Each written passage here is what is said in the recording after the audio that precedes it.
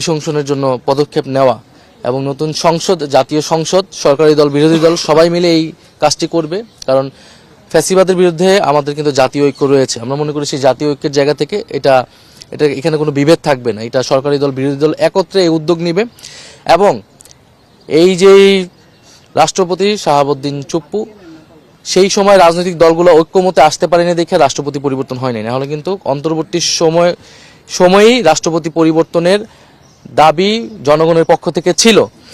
সেই সময় রাষ্ট্রের স্থিতিশীলতা, সাংবিধানিক শূন্যতা, অনেক কিছুর কথা বলে রাষ্ট্রপতিকে রেখে দেওয়া হয়েছে।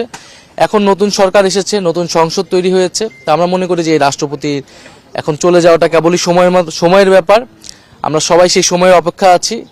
কারণ যে গণহত্যা হয়েছিল, জুলাই গণহত্যা সহ সেই সময় যে নির্মম হত্যাযজ্ঞ হয়েছিল, সেই হত্যাযজ্ঞের সময় কিন্তু রাষ্ট্রপতি রাষ্ট্রের অভিভাবকের দায়িত্ব পালন করেনি। তিনি নীরব নিষ্ক্রিয় ভূমিকা পালন করেছিলেন।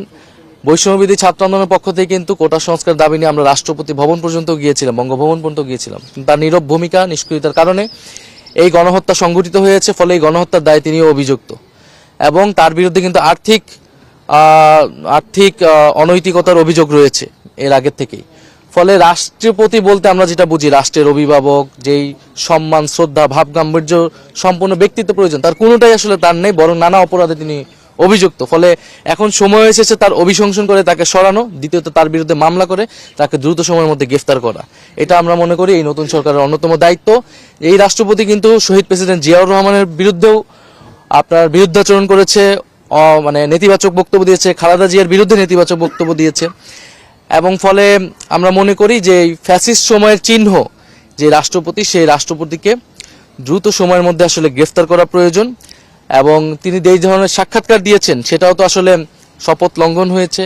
ফলে কোনোভাবেই আসলে এই রাষ্ট্রপতি আর এই দায়িত্বে, এই পদে থাকার আসলে যোগ্য নয়।